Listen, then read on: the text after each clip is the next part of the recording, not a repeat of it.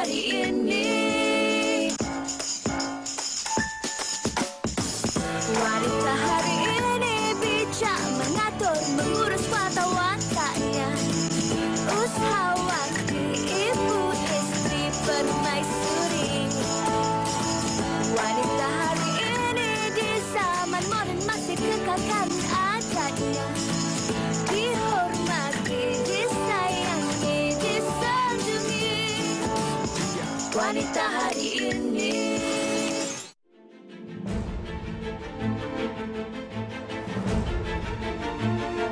Motor ni bila kita biasakan diri, dia akan ditabiat. Dia datang daripada diri kita sendiri. So bila kita pemalas, dia akan jadi motor. Aku miliki kenanya, kini masih mengharapkanmu di saat hati memilihmu.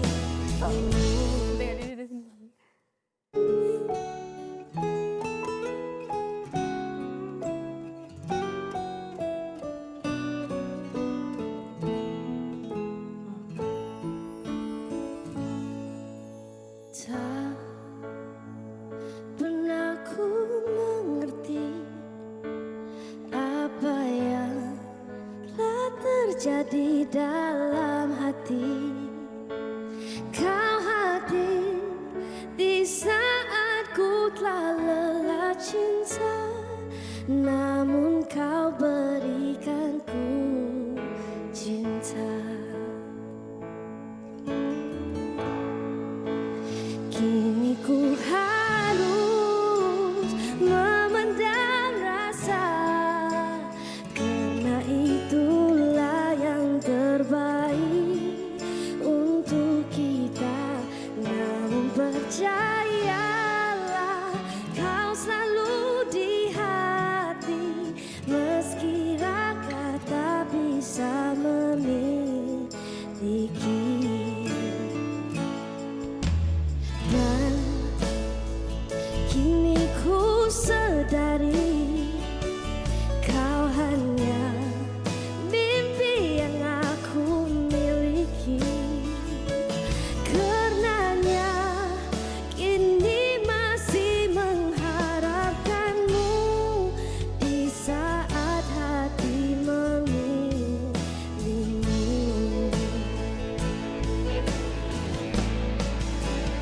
Kini ku harus memendam rasa, karena itulah yang terbaik untuk kita.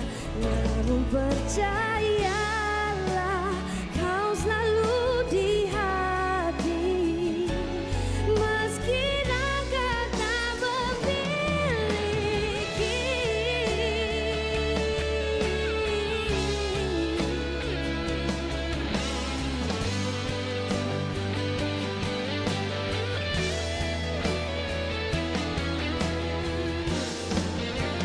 Kini ku harus memendam rasa, karena itulah yang terbaik untuk kita. Namun percayalah, kau selalu di hati, meski raga tak memiliki. Kini ku harus memendam rasa, karena itulah yang terbaik untuk kita. Namun percayalah, kau selalu di hati, meski raga tak memiliki. Meski raga tak memiliki.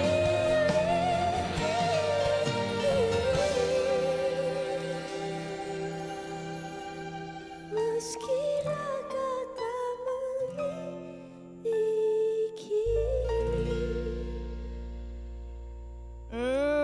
Itu dia tadi persembahan dari Nita, Hanya Mimpi Membuka Tirai Wanita hari ini, siaran 11 Ogos 2020 bersama dengan saya dan juga Hazrina Kasim. Dengar suara Nita yang cukup manis ni, memang terbuai-buai. Betul. Rasa macam kita berada dalam lagu tersebut. Okey, hari ini sepanjang 1 jam ini kami nak kongsikan kepada anda antara pengisian dan juga saya kira kandungan yang sangat menarik hari Betul. ini daripada mula awal sekarang ini sehingga ke hujung siaran. Anda pastikan terus setia bersama kami sebab ada banyak yang menarik yang kami nak bawakan kepada anda. Dan yang pertamanya, kita nak kongsikan satu berita gembira. Satu berita gembira yang mungkin ada yang dah tahu dan yang belum tahu tu saya kongsikan sekarang. Yang mana 2 hari lalu, Rina, Dr. Amalina menerusi laman media sosialnya, Dr. Amalina memuat naik foto sebentuk cincin di jari manisnya sekaligus berkongsikan kabar gembira bahawa dia kini sedang menjadi tunangan orang. Dan di kesempatan ini juga, Dr. Amalina meluahkan rasa teruja mengenai persiapan perkahwinannya yang bakal diadakan di United Kingdom dan di tanah air sendiri di Malaysia. Walau bagaimanapun kita masih lagi belum tahu tarikh sebenar majlis perkahwinan Dr. Amalina bersama dengan pasangannya. Namun begitu kami di Wanita hari ini ingin mengucapkan setinggi-tinggi tahniah di atas orang kata dah menjadi pun one step closer. Betul, diharapkan segalanya dipermudahkan dari sekarang sampailah majlis tu nanti. InsyaAllah. Okey, itu tentang kisah pertunangan Dr. Amalina Cik Bakri. Ya. Ini kita nak bawakan. Saya percaya kalau saya sebut nama drama ini, pasti kat rumah tu dah orang kata tak dapat nak bertenang. Betul. Sebab episod pada hari ini ramai saya percaya akan tertunggu-tunggu. Ini yang kami nak bawakan sebenarnya 7 Hari Mencintaiku 2 yang merupakan hasil nukilan Siti Rosmiza. Kalau baca novel ni memang orang kata sangat-sangat orang kata bermain dengan perasaan. Rina salah seorang penonton tegar 7 Hari Mencintaiku 2. Belum pernah melepaskan lagi Betul. satu episod pun. Tapi sebenarnya apa yang menarik bukan sahaja ia menjadi tontonan dalam kalangan mereka golongan dewasa, tetapi percaya ataupun tidak, anak-anak kecil juga menjadikan ia sebagai satu fenomena. Kita nak saksikan VT ni dulu nak. Silakan. Cerita apa? Kita yang Mama suka tu dah. Oh, 7 Hari Mencintaimu. Dia pergi pukul sampai parah. Sampai urut. Urut banyak. Kakak tengok dengan Mama. Papa jangan jadi macam tu. Papa jangan kasar macam tu. Lepas tu kan cakap Papa jangan pukul. Papa kan cakap elok-elok dengan anak-anak dengan bini. Dahsyat. Nasihat untuk ayahnya ya. Betul, impak dia bukannya untuk orang dewasa saja. Tengok budak kecil pun dapat apa orang kata kesan daripada cerita itu sendiri. Kehebatan karya daripada Siti Rosmiza ini mengangkat hari ini antara 2 nama hebat yang menjadi tunggak utama juga dalam drama 7 Hari Mencintaiku 2. Kita tak nak bercerita panjang sebab ada yang lebih berhak untuk berkongsi bersama kita. Ini dia kami tampilkan watak-watak istimewa Mak Leha dan juga Mia Azriana. Siti Salia dan juga Liza Abdullah. Apa khabar kedua-duanya? Alhamdulillah sihat. Maleha. Hari ini geng ke? Geng? Tak tahu tengok keadaan. Kursi tu macam rapat je okeylah tu. Sayang. Okey, ini kita tahu kalau daripada musim pertama ianya memang ternyata satu fenomena yang cukup besar. Apatah lagi bila ada musim kedua ini, pasti orang nak tahu jalan cerita dia. Adakah Mak Leha masih lagi karakter seperti Mak Leha, Mia Adriana masih lagi dengan kedegilan dan juga kadang-kadang ada sweetnya. Hari ini bila dah sampai episod hari ini 31 kan, episod ke-31, ramai yang tak sabar sebenarnya nak menantikan sama ada jadi ataupun tidak Dr. Huzairi kahwin dengan Nurul. Cuma watak kedua-dua ni paling hangat. Antara watak yang sebenarnya kadang-kadang ada perasaan marah, kadang-kadang ada perasaan kesian, perasaan benci. Mak Leha mungkin boleh kongsikan terlebih dahulu bila diberikan kembali watak Mak Leha ini. Bagaimana sebenarnya Kak Liza? Rasanya masa ni tak begitu cukup ni kalau kita nak cerita panjang. Okey, dah tentunya siapa yang dah pernah mengikuti season yang pertama, memang Mak Leha punya watak kalau ikutkan dia memang sebagai seorang ibu biasa yang punya anak, yang punya menantu dan ada punya rasa kasih sayang kepada anak dan menantu. Tetapi di dalam perjalanan cerita tu adalah dugaan dari menantu kesayangan ni. Menantu kesayangan pada awalnya dah penghujung cerita tu dah sayang. Tetapi bila kita diberi lagi satu tugasan untuk kita kesinambungan untuk watak Mak Leha itu sendiri, saya pun tertanya-tanya sebab biasanya cerita yang dah ada first season and second season tu how kita nak bawa macam mana kita nak buat? Sedangkan ending dia saya dah boleh terima dia, tetapi biasalah masyarakat ni suka ada satu perkara-perkara yang berbangkit.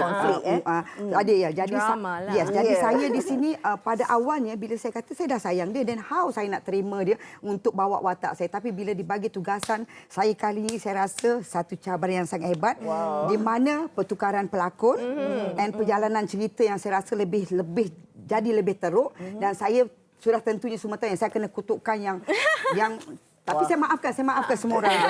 Tapi dia tak maafkan Mak Leha. Tak apa, saya maafkan. Saya sentiasa maafkan orang.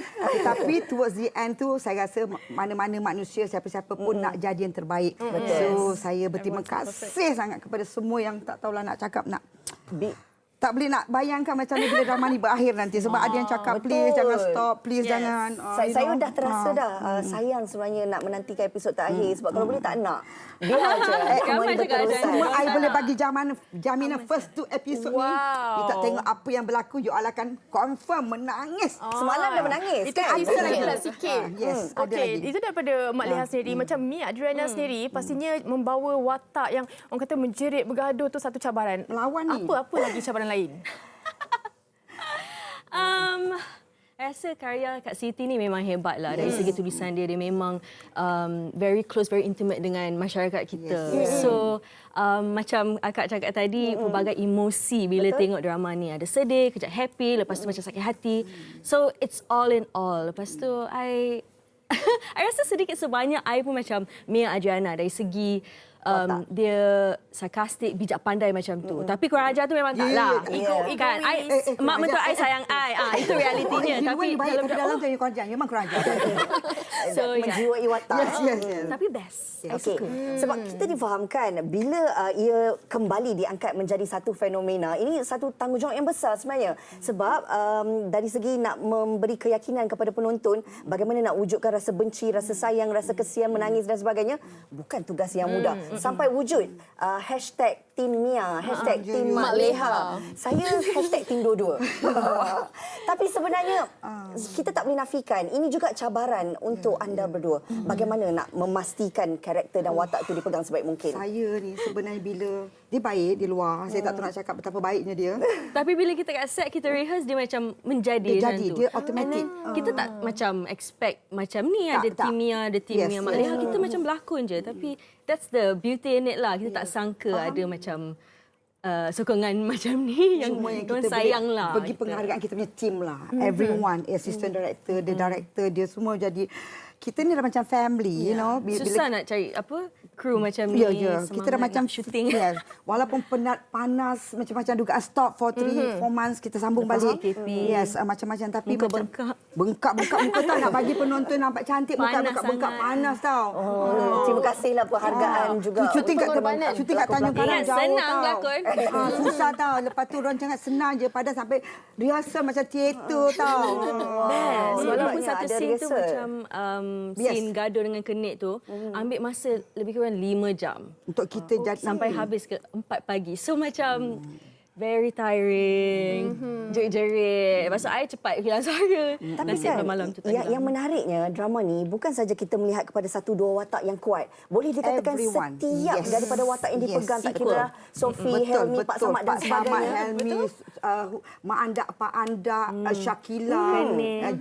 Semuanya sangat kuat. Watak yang Yes, sangat yes. kuat. Alhamdulillah. Bagaimana sebenarnya melihat penerimaan penonton? Itulah memang terasa macam tak dapat nak bayangkan begini akhirnya jadinya. Masa kita nak buat second tu, biasanya kita tahu kalau drama yang dah berlaku first season, second tu orang kan tak kalau orang suka membandingkan. Tetapi saya berterima kasih kepada kita semua podcast and the director yang sangat cool, yang sangat dia bagi kita kebebasan, and assistant director sebenarnya saya nak bagi terima kasih kepada assistant director Amy Nawari. Amy Nawari satu-satunya assistant director yang berani menegur kita kami ni. Walaupun kami dah lama berlakon, sometimes dialog tetap betul, dia akan make sure betul. So terima kasih kepada semualah sebenarnya. And of course bila shooting tu kita of course ada persoalan. Kenapa nak cakap macam ni? Sometimes kita akan argue. Of course. Kadang Kita kita sebagai pelakon kenalah soalkan balik kenapa. Kenapa nak cakap macam tu? Kenapa nak pergi? Boleh ya? kita And then rasa macam watak Syukri, kenapa you cakap macam tu? Dan dia macam sampai Syukri susah mengaku sikit lah. Syukri kesian tak Syukri Haya. Dia kata ya, aku je lah nampak bodoh dia cakap. So dia rasa macam like dia tak boleh buat apa dan memang dia begitu dan saya pernah buat kenyataan bahawasanya memang di dalam dunia ini memang susah nak dapat suami sebaik Kuzairi. Betul. Kadang-kadang macam ada wujudkah atau tidakkah watak sebegitu. Sama ada dia baik atau bodoh antara dua. Jadi di mana orang kata dia bodoh, dia tak bodoh tau. Dia baik. Tak sabar sebenarnya hari ini sebab kita difahamkan episod ni akan berakhir Isnin depan pada 17 Ogos. Pastinya ada banyak lagi orang kata expectation daripada penonton. Mia Adriana dan juga Mak Leha boleh kongsikan kepada kami kenapa di episod terakhir ni wajib wajib tonton. Kena. Saya nak cakap kepada semua kena tengok sebab pasangan saya Pak Samad dulu dan Pak Samad sekarang dua orang yang berbeza tetapi masing-masing carry karakter. So saya tengoklah saya dengan Pak Samad saya rasa ada momen romantik kan? Ada momen romantik dan ada satu scene yang saya rasa Mia Adriana tak boleh tengok Pak Samad. Okey, kalau nak tahu sebenarnya scene tak boleh lah spoiler. I kelakar. I gelak bila pemaafan dengan Pak Samad tu. Sebab dia memang seorang yang kelakar. Tapi heavy. Tapi bila tengok balik, oh my God, sedih. Betul sini. Okey, ni yang tak sabar ni sebenarnya. BTS tu memang macam. Betul. Apapun, kami nak ucapkan terima kasih kepada Siti Salihah dan juga Kak Liza berkongsi dengan kami. Sebenarnya, kita tak reveal apa ending dia sebab kita nak penonton terus setia menonton hingga ke hujung siaran. Tapi apapun, ini antara drama yang sebenarnya memberikan fenomena yang cukup hebat di negara kita. Tahniah kepada kedua-duanya, kepada pelakon-pelakon dan juga kru yang lain semua barisan pelakon. Tapi kita akan bersama dengan Mak Leha dan juga sebab kita tak puas cakap lah. Ada lagi. Ada lagi lah. Boleh tak kejap lagi? Boleh sampai besok pun tak apa. Besok pun tak apa. Okey, sekejap lagi kami akan kembali semula bersama dengan anda penonton Wardah hari ini untuk kita bincang satu topik yang saya kira kalau kita ajukan soalan ini kepada mana-mana individu pun ramai yang tidak meletakkan diri mereka sebagai mereka yang pengotor dan mereka juga mungkin tak boleh terima orang yang pengotor. Betul ataupun tidak? Senang tak mengakulah. Kita tak tahu sebab kadang-kadang penampilan tidak semestinya sama seperti kehidupan yang kita jalani. Topik hari ini kita nak bawakan iaitu pengotor pemalas atau tabiat. Itu adalah satu persoalan, Mina. Sekejap lagi kami akan kupaskan. Jangan ke mana-mana. Selepas ini. Boleh Wanita hari ini.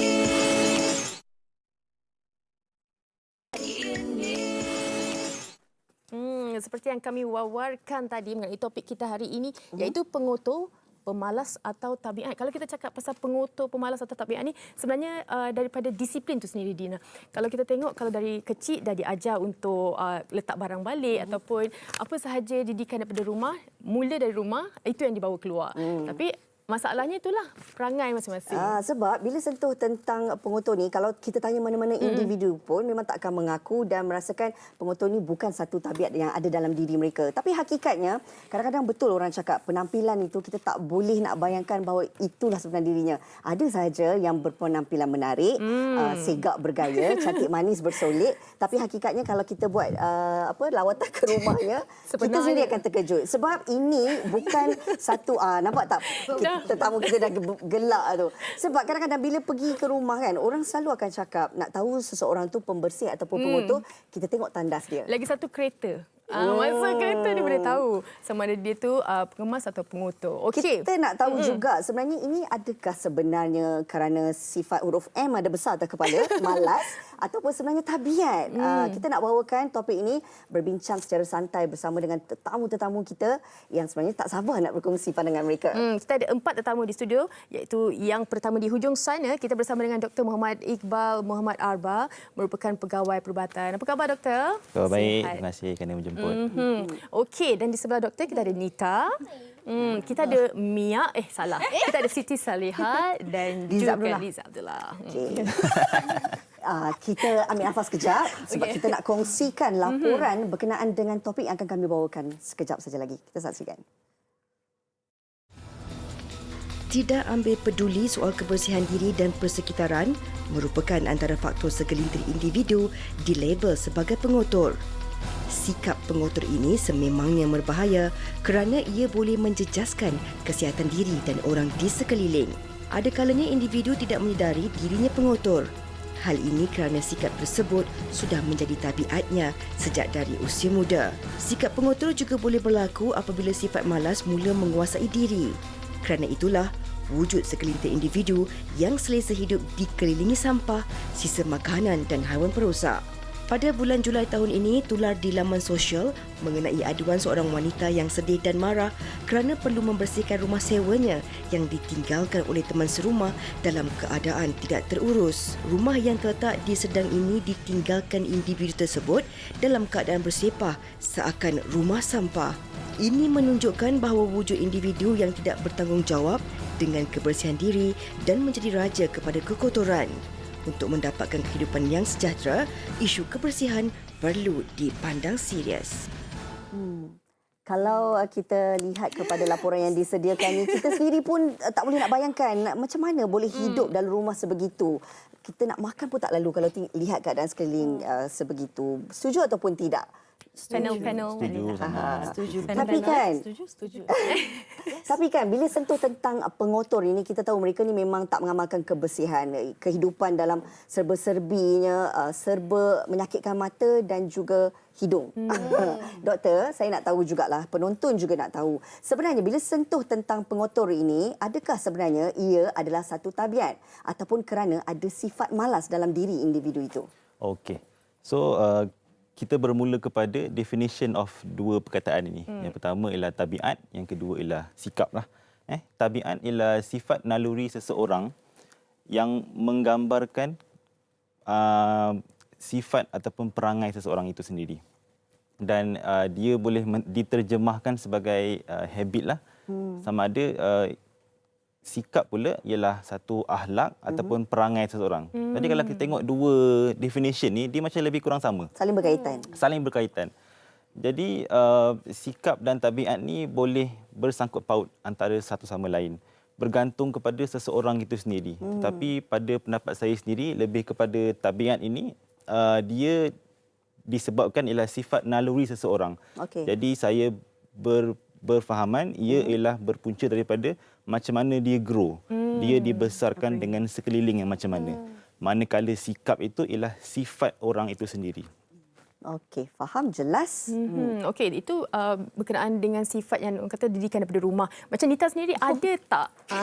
Ada tak? Apa orang kata mengalami situasi orang sekeliling ataupun yang macam kurang selesa? Ada. Mula-mula masa saya 18-19 tu, sebab saya anak tunggal. Okey. Dekat rumah, saya boleh cakap, my mom did everything for me. Saya hanya belajar daripada macam mana dia buat. Tapi bila saya dah pindah ke KL, saya mula belajar semua ni by myself. And mula-mula tu, tak cantik sangat lah. Tak pandai, betul-betul saya tak pandai nak lipat baju semua. Like, from zero. Tapi I rasa, I selerak lah. I seorang yang not organised. Tapi saya tak adalah macam biar sampai petikus, berlipas semua. Saya satu pun saya tak dapat lah dengan bau dia apa semua. Tapi ada juga some days macam ada kita cuai. Sometimes kalau banyak syuting ke apa, ada satu tupperware dekat situ yang kita ingat dah cuci, rupanya tak cuci lagi. Benda macam tu, of course saya pernah alami lah. Tapi tak adalah sampai satu rumah macam tu lah. Okey, faham. Itu pengalaman Nita. Tapi sejujurnya kalau tanya dengan Siti Salihah sendiri, bagaimana Siti Salihah melihat bahawa pengotor ini satu tabiat ataupun sifat pemalas yang memang kita tak boleh nak terima? Sebab ada setengah orang, kita tak boleh nafikan, ada hari-hari dia, kita akan ada hari malas kita. Berselerak tu normal. Tapi bak kata Nita taklah sampai berulat, bertikus dan sebagainya. Tafsiran Siti Salihah sendiri? I setuju dengan doktor cakap it's all about upbringing. You know, ibu bapa macam mana diorang ajar you. And I dah lama dari umur 18 tahun juga I dah independent. So I dah keluar, I pindah on my own. So I dah belajar how to be independent, kemas-kemas. Tapi sometimes I tak buat laundry lah. I akan hantar ke laundry, pergilah Adobe. Tapi I rasa paling I sepah tu masa syuting. Syuting tu bila ada baju tu semua campak je kat kereta. Tapi at the same time, yes, we have our lazy days. But then, I akan hantar pergi kemas kereta macam tu lah. Tapi taklah teruk mana. Tak adalah sampai tikus nak sampah tu macam no. Betul. Lepas tu macam kalau kita tengok di sekeliling kita, kalau ada antara individu yang begitu, kita rasa tak selesa tapi susah kita nak tegur. Macam Liza sendiri, macam mana agaknya pendekatan yang Liza buat? Mungkin ada akan mengena.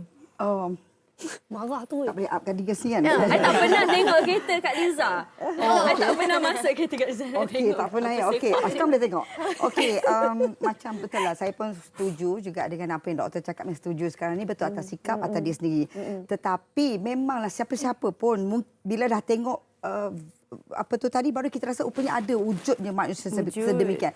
Unless kalau kita tengok dia keluar dengan keadaan dia selekeh, dengan keadaan dia berbusuk, mungkin kita rasa betul lah rumah dia. Tapi kalau di rumah dia begitu, dia keluar penampilan yang like macam tak mukan dia, macam saya tak masuk akal. Susah nak terima. Saya susah nak terima. Tapi macam kita pun, kalau kita pergi sesuatu tempat tak selesa, macam makan ke, saya rasa everyone kot tak lalu nak makan. So, saya samalah bila time saya ni ada sifat macam tu. Kalau saya dah terlalu rajin, kalau saya dah kemas katil, kalau katil tu saya ingat saya akan masuk balik, saya akan tarik balik katil. Itu saya.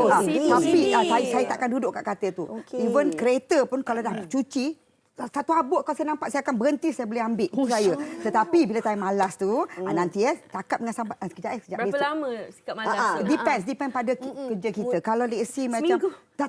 Depend. Kalau syuting hari-hari, taklah. Tapi kalau misalnya kalau syuting pun sementara diorang nak tunggu set apa, akan pergi kat kereta, saya akan make sure kemas. Sebab saya adalah orang yang kalau saya nak buat kereta, saya make sure kereta saya selesa baru saya selesa. Dan saya memang tinggal seorang. Okey. Bila tinggal seorang, saya akan pastikan hall saya mesti bersih supaya saya tak kacau hall. Di bilik kalau nak campak-campak biasalah. Saya cakap, tapi make sure kalau ada masa tu saya akan keluar rumah, saya nak keadaan bersih supaya saya balik saya tenang. Itu saya. Bukan up diri tau, boleh tahu mak ai. Tak sabar nak buat lawatan. Kawan-kawannya tahulah. Macam tu. Faham. Ini pandangan daripada tetamu-tetamu kita. Ternyata mereka ini bukan sebahagian daripada orang yang pengotor. Okey, kita nak dengarkan juga pandangan mereka di luar sana. Bagaimana pula mereka merasakan tentang pengotor ini? Betul ke ia satu tabiat ataupun sifat pemalas? Kita saksikan.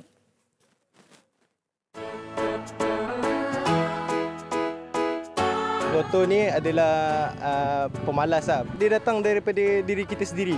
So bila kita pemalas, dia akan jadi pengotor. Saya akan tegur dia straight, tapi dengan melibatkan saya dan dia sahaja. Pemalas. Sebab kalau orang tu pemalas, dia automatik akan jadi pengotor. Tabiat bermakna dia tak dididik. Kalau di rumah sendiri tak dididik ataupun sifat menjaga kebersihan tu tak ada, so sifat tu akan terbawa ke mana saja dia pergi. Muda-muda dulu duduk rumah sewa, dia makan, dia bertinggal atas meja. Dekat sink tu kadang-kadang sampai kering, sampai bulat-bulat. Kena reverse psikologi balik dengan orang pengotor ni. Kata, kau boleh ke masuk toilet berbau gini kan? Pemalas.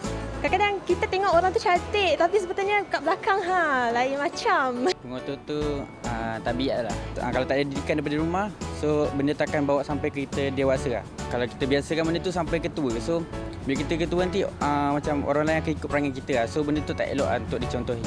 Bagi saya, pengotor ni dua-dua. Tabiat dia dan juga dia adalah seorang pemalas. Pemikiran dia lah. Kalau kita nak jadi seorang pengotor, dia akan jadi pengotor. Setakat ni tak pernah ada lagi pengalaman dengan orang pengotor lah. Saya dididik untuk jadi seorang yang pembersih. Macam-macam pendapat orang luar mengenai topik kita hari ini. Tapi saya nak kongsikan satu yang saya terbaca tadi, Rina. Di Taiwan, dengan alasan menjimatkan air, seorang isteri ni hanya mandi setahun sekali. Dan 13 tahun Dan si suami mendakwa dia menderita secara psikologi bersama isteri pengotor itu kerana tak gosok gigi juga selama setahun itu. Saya pun bila baca artikel tu memang tak dapat nak fahamkan sebab masa bercinta lain karakter dia. Tapi bila dah kahwin, dia membuat keputusan untuk mandi setahun sekali waktu tahun baru Cina sahaja. Kemudian dia akan kemaskan diri dia selama 3 jam untuk setahun itu. Tak gosok gigi, hanya makan gula-gula getah. Lama-lama give up suami dia. Dan akhirnya suami mengambil keputusan untuk bercerai. Ini satu situasi yang kita rasa tak masuk akal tapi benar-benar berlaku. 13 tahun. Selepas 13 tahun kesabarannya. Kenapa tak setahun terus? Nanti kita kaji. Jadi doktor, kita nak tahu juga sebenarnya kalau ada sifat begini, apa antara kesan untuk orang sekeliling? Macam tadi suami dia terus ceraikan, dia tak tahan lah kan. Tapi itu dah terlalu kritikal lah sebab sampai tak mandi setahun. Tapi macam yang biasa penyepah ataupun ada orang kata manners yang tak cukup ni, bagaimana? Okey. So, kesan ni kita boleh tengok daripada dua sudut. Satu individu dan satu masyarakat lah, orang sekeliling. So, daripada individu, bila dah sedia maklum pengotor, pengotor ni banyak dia punya definition pula. Tak mandi satu hal juga. Persekitaran pengotor pun ia juga. Baju yang sama setiap hari pun pengotor juga. So, of course, daripada segi perubatan, dia boleh menyebabkan penyakit. Banyak sangat penyakit yang boleh datang disebabkan oleh persekitaran yang kotor ni. Macam-macam penyakit yang boleh datang. Kita boleh klasifikasikan sebagai dua grup juga. Individu dan juga orang sekeliling. Untuk individu, penyakit yang paling common, yang paling mesti akan dapat kalau persekitaran kotor. Yang pertama ialah food poisoning lah, paling senang. Bila persekitaran kotor, so obviously tangan kita akan kotor, keliling kita kotor, barang-barang kita kotor. So food poisoning akan cerit-berit, muntah dan sebagainya. Yang kedua boleh menyebabkan skin reaction. Skin kita akan ada rash, allergic rash ataupun scabies. Scabies. Scabies ataupun boleh juga berlarutan kepada kencing tikus, leptospirosis, typhoid, salmonella dan mungkin kolera lah taun. Tapi dah agak jarang juga kolera dekat Malaysia sekarang. Itu daripada segi individu. Untuk keadaan ataupun orang sekeliling, apabila seseorang itu seorang yang pengotor, so dia tidak menjaga kawasan dia kan yang sepatutnya. So automatically apa yang kita lihat sekarang, kes denggi makin banyaklah, tak pernah turun. Mungkin kita terlupa sebab kita hari-hari dengan COVID-19. Tapi sebenarnya denggi itu tak pernah turun pun. And it always there. Dekat situ saja, sama ada dia meningkat ataupun dia plateau, static. And saya daripada bahagian Hulu Langat, memang dekat Hulu Langat memang kes memang tengah banyak sekarang. So dia berpunca daripada pengotor, persekitaran yang kotor. Contohlah kawasan rumah pun kotor. Dan daripada situ akan timbulnya pembiakan nyamuk-nyamuk Aedes, air-air bertakung. So daripada dia yang pengotor, dia membiakkan nyamuk dan satu masyarakat akan dapat. Okey, Nak kemas kereta lah lepas ni. Terus balik rumah terus mop. Sebab mungkin mereka yang mempunyai sifat pengotor ini tidak menyangka bahawa kesannya boleh bertindak sebegitu. Tapi kalau Nita sendiri kan, bila berhadapan ataupun mempunyai pengalaman, mempunyai rakan atau sesiapa saja yang dikenali ada sifat pengotor ini, susah tak nak tegur? Susah lah sebab kalau kawan mesti kita sayang dia, kita nak tahu juga sebab I know orang sometimes kalau dia orang tak jaga diri, it may come sebab dia ada depression or some sort of emotional disturbance lah. So kita kena scan dulu kawan tu macam dia ada masalah ke, kenapa dia macam ni, ataupun memang dia lahir dia lagi kecil dan besar memang macam tu. Tegur je. Tegur je. Awak ni macam Mama Leha lah. Awak ni memang malas kau tahu. Pemalas paling teruk di dunia. Kan dia. Nangis sedih kan? Kenapa? Kau kata tanya. Tersedak. Tersedak. Orang sebut ni, ada orang sebut ni. Ingat sedih sangat cerita Nita tadi. Okey.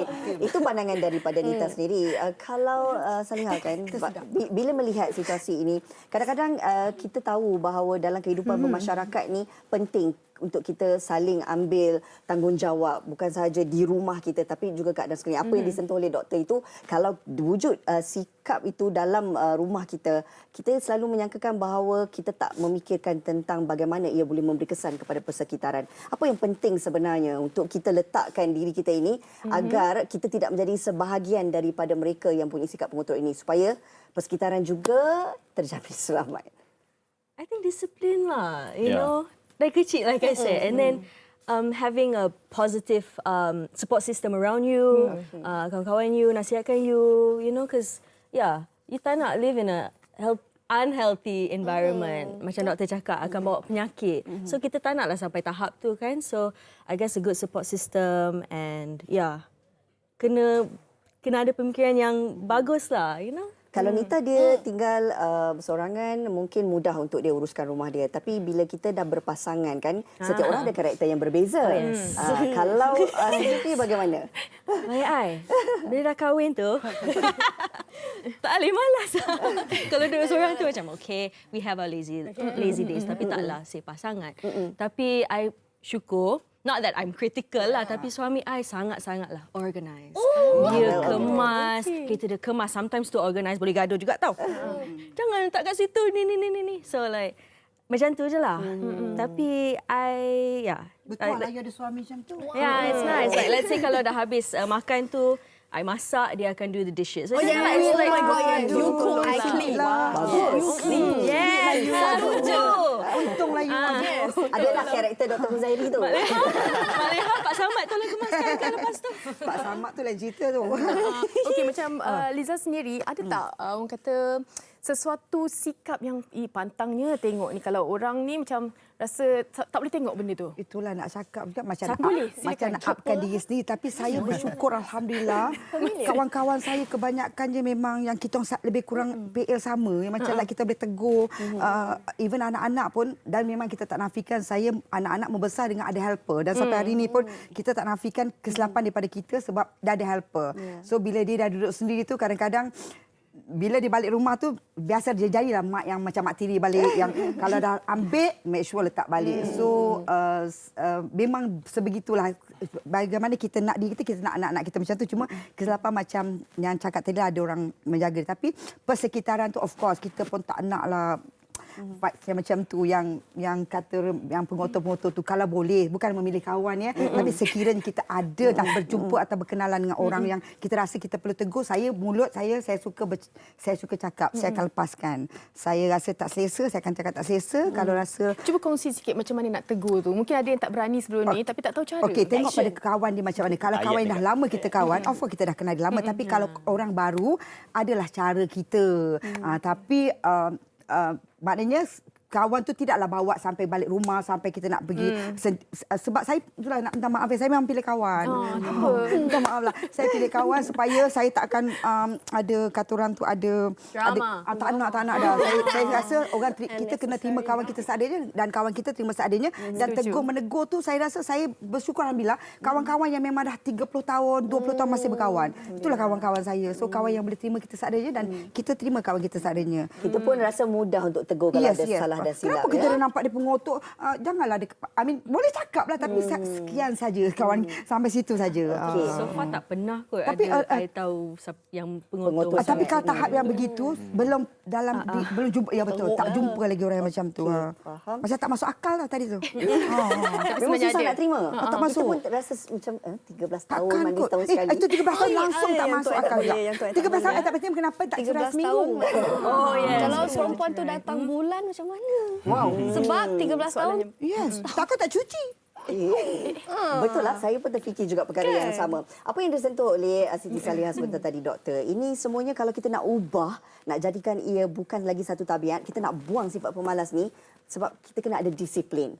Tapi secara hakikatnya, dia bukan mengambil masa yang sangat pantas. Sebab kalau dah ia jadi satu tabiat, pastinya susah untuk kita ubah. Tapi ada tak cara terbaik sebenarnya kita nak keluar daripada sifat pengotor ini? Okey. Pada saya, kita tengok daripada sudut positif, apabila berlakunya pandemik COVID-19 ini, secara tidak langsung semua orang dah lebih aware kepada kebersihan diri sendiri. So, saya rasa bersyukur jugalah in term of that. Jadi, bila keadaan macam itu, dia memberi lebih kesedaran kepada kita semua tentang pentingnya menjaga kebersihan diri sendiri dulu sebelum kita nak menasihati orang lain. Saya tertarik dengan apa yang Kak Liza cakap tadi. Berkenaan dengan macam mana kita nak tegur kawan-kawan kita yang pengotor. Tapi pada saya, kalau kita dah sendiri bersih, saya rasa yang individu yang pengotor tu pun akan segan untuk melakukan apa yang dia biasa buat. So saya rasa boleh jadi sebagai satu reverse psikologi. Kalau kita bersih, kawan tu mungkinlah sekali dua dia akan kotor, tapi lama-lama saya rasa lumrah manusia tu akan cenderung ke arah benda yang baik. Tapi kalau kita dah memang sendiri kotor, yang si pengotor pun datang join. Then dia jadi Ada kali chemistry 2, lah tu. kali 4. So itu yang akan menjadi lebih teruk lah. Saya percaya benda tu. Reverse psychology sometimes kita tak perlu nak cakap pun. Tapi kita buat. And kita kadang-kadang kalau macam saya, inside my car, kat dalam kereta saya, tak boleh makan. Saya tak boleh orang makan dalam kereta. Even minum kopi saja. Kopi tin ataupun cup sajalah. Okey, alasan doktor sebab tak nak Sebab ada bau ataupun bau. tinggalkan sisa. Saya pantang kepada bau. Bau-bau melekat saya tak berapa gemar sangat. Bau-bau yang melekat. Bau-bau yang melekat. Mungkin saya boleh praktikkan. Ya. So secara tidak langsung, kawan-kawan saya yang nak tumpang kereta saya tak akan makan dan minum. Sebab dah tahu. Jadi kereta saya automatically bersih. So doktor tak pergi drive through lah. Tak pernah pergi drive. Drive-thru pun jarang lah sebenarnya. Even kalau Girlfriend tak kisah ke? Girlfriend tak kisah. Okey, secara rumusan yang kita dapat tahu bahawa ia terpulang kepada diri sendiri dan apa yang dikongsikan oleh tetamu-tetamu kita ini berbalik kepada diri kita. Kalau kita ada disiplin yang tinggi, pastinya cara pembesaran kita juga daripada kecil memang mementingkan kebersihan. Perkara ini tak akan berlaku. Dan kita kalau berkawan dengan orang-orang yang pembersih juga secara tak langsung dia akan terikut. Setuju semua? setuju. Okey, baiklah. Selain Terima daripada kasih. itu, sikit saya nak tambah. Ya, silakan. Berkenaan dengan ibu bapa, kena tunjuklah apa orang kata cuci Contoh yang teladan bagus. yang baik. Baik. Terima kasih kepada Kak Liza, semua panel-panel kita. Nita dan juga doktor bersama kita berkongsi untuk satu topik yang cukup menarik hari ini. Kita nak berehat seketika. Kembali lagi selepas ini. Wanita hari ini.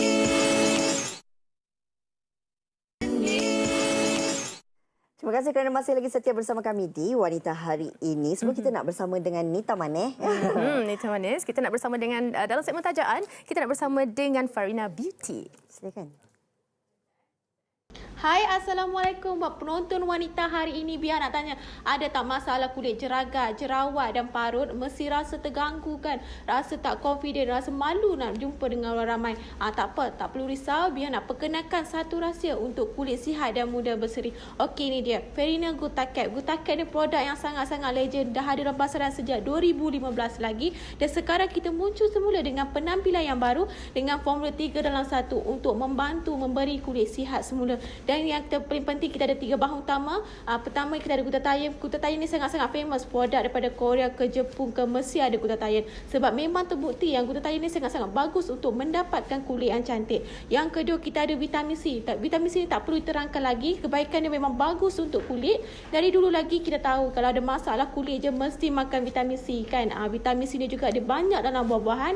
Contohnya lemon, orange. Kalau makan macam tu je mesti rasa masam kan. Tak apa, tak. Ambil je Farina Gutacap ni, senang, tak payah nak potong-potong buah dah. Dos vitamin C dia juga selamat dan berdaftar dengan KKM. Yang last sekali kita ada hyaluronic acid. Hyaluronic acid ni fungsi dia untuk membantu melembabkan kulit supaya kulit kita kelihatan lebih muda. So bila ambil Gutacap ni memang lengkap semua. Ada vitamin C, ada glutathione yang bantu untuk merawat masalah kulit jeragat, jerawat dan parut. Orang nak kata selamat ke Gutacap ni? Selamat. Tengok kat kotak dia pun kita ada hologram KKM. Kita ada nombor MAA. Bermaksud kami ni berdaftar dengan MPRA dan dikawal oleh Biopharmaceutical Kebangsaan Malaysia. Yang paling penting, kita ada kelulusan halal JAKIM dan special untuk penonton Wanita Hari ini, kami ada potongan harga yang sangat-sangat diskaun, harga yang sangat-sangat special, tapi kena cepat, yang terawal sahaja. Macam mana nak dapatkan offer ni? Cepat-cepat hubungi kami. Selain itu, kami juga buka peluang ejen untuk Gutacap ni juga. Terhad untuk 50 ejen sahaja untuk pengambilan pertama. Siapa cepat didapat, daftar ejen sekarang, hubungi nombor yang tertera di bawah, bagi tahu je nak jadi ejen atau untuk pembelian Gutacap. Assalamualaikum. Jangan lupa pakai face mask dan sentiasa guna hand sanitizer. Jaga kesihatan semua.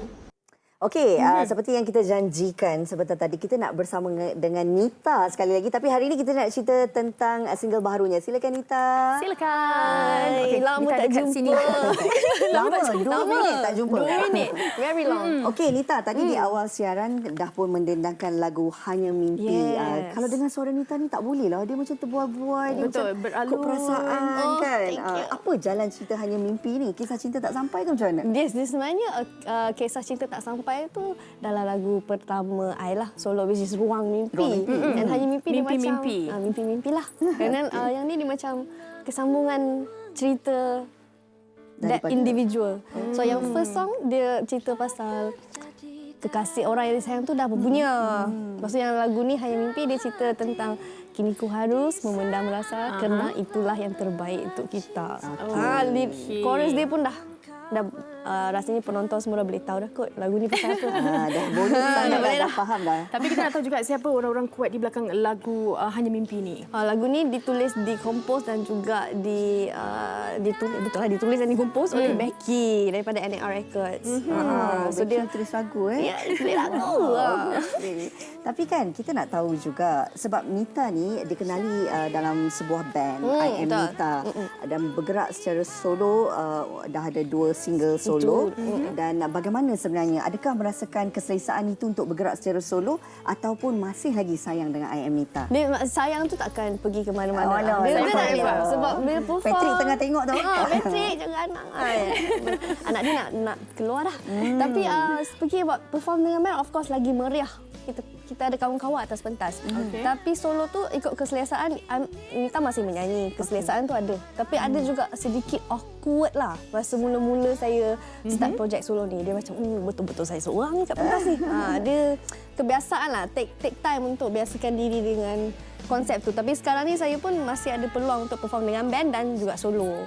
So at least adalah juga kan option. Okey. Tapi macam mana pula penerimaan peminat Nita untuk lagu ni? Okey lah, so far so good sebab lagu yang macam Reda Heartbreak ni paling senang lah. Memang ramai. Boleh masuk lah. And saya pun kita orang pun NAR team semua pun syukur that everyone suka dengan lagu ni. Diorang rasa lagu ni bukan outside of my box sangat. Tapi kalau kita lihat kerjaya Nita juga berkembang, bukan sahaja sebagai penyanyi, dah ada dunia pengacaraan. Bolehlah sikit-sikit. Kan? Apa lagi yang Nita rasa yang Nita ingin cuba? Saya sebenarnya, kamu tahu saya memang lasak sikit, macam ting-tong sikit. So pengacaraan tu saya memang belajar dekat masa college dulu tentang broadcasting apa semua. But dia memang banyak tolong, macam eye contact saya dekat kamera dah kurang, dah lebih lebih selesa. And lepas ni kalau ada apa-apa peluang saya akan terima je lah. Sebab saya ni seorang kalau rasa macam boleh buat ni, boleh lah, try je. Macam pengacaraan ni pun that's how I started. Boleh lah, try. Saya kan cakap banyak kan. Boleh lah, dapat gaji cakap banyak. Tapi sebenarnya pengacaraan tidak senang ya tuan-tuan dan puan-puan. Sebenarnya. Tapi apa yang kita saksikan sebenarnya, awak boleh mengacara? Boleh lah. Sebenarnya kan, tak nak cakap. Okey, macam mana agaknya peminat Nita nak kata berhubung dengan Nita? Kongsikan Instagram. Instagram Nita Manis, NEETAMANIS, ataupun boleh tengok music video Hanya Mimpi dekat YouTube kat belakang. Yang tu. Kita doakan yang terbaik untuk karya Nita Manis. Kita panggil dia Nita Manis sebab dia orang Sengatan ni. Dia logat dia pun. Okey, kita nak dengarkan, tadi dah dengar lagu Hanya Mimpi. Ni kita nak patah balik, nak bagi ingatkan kembali peminat-peminat Nita dengan lagu Ruang Mimpi. Yes, betul. Silakan. Terima kasih wanita hari ini.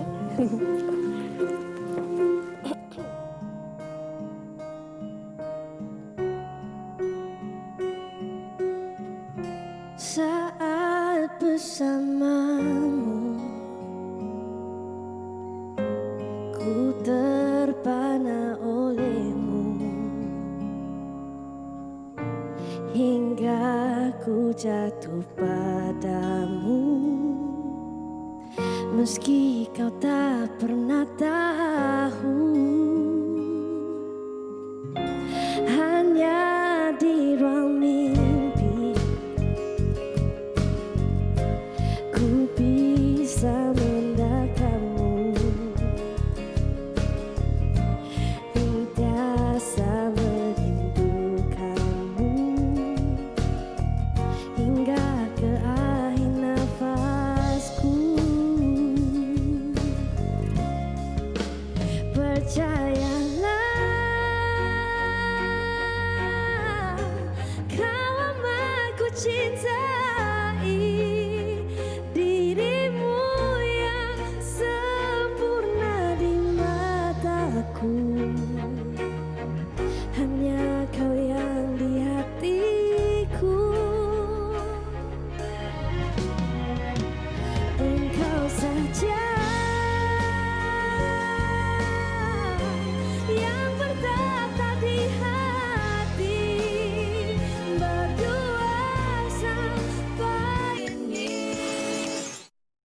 Kembali dalam Wanita hari ini, diharapkan segala perkongsian kita hari ini berkenaan topik kita memberi manfaat dan juga orang kata perkongsian yang sangat memberi impak kepada anda. Dan esok kita akan kembali lagi dengan topik hikayat perkahwinan, iaitu bila pasangan tawar hati. Satu topik yang kita nak bincangkan bagaimana untuk hilangkan perasaan tawar hati itu dan wujudkan kembali keharmonian dalam rumah tangga. Semuanya esok. Apa kan? Saksikan esok. Tersasa-sasa bersama Fiza dan juga Yana. Kita jumpa lagi. Assalamualaikum. Jaga diri, bye. Warisan Sri Kandidia, lemah lembut baik budi pekerti, tapi cekal hati dia tabah berani pendidik. Puteri dalam hal jati diri dia, permaisuri kepada si suami, kepada anaknya dia ratu di hati. Tunggak keluarga, kalau bukan dia siapa lagi? Wanita hari ini bijak mengatur, mengurus mata wataknya. Usahawan ibu istri permaisuri. Wanita hari ini di zaman moden masih kekalkan adatnya. Dihormati, disayangi, disanjungi. Dia usahawati aliran masa kini, dia penyambung warisan Sri Kandidia, lemah lembut baik budi pekerti, tapi cekal hati dia tambah berani pendidik. Puteri dalam hal jati diri dia, permaisuri kepada si suami, kepada anaknya dia ratu di hati. Tunggak keluarga, kalau bukan dia siapa lagi? Wanita hari ini bijak mengatur, mengurus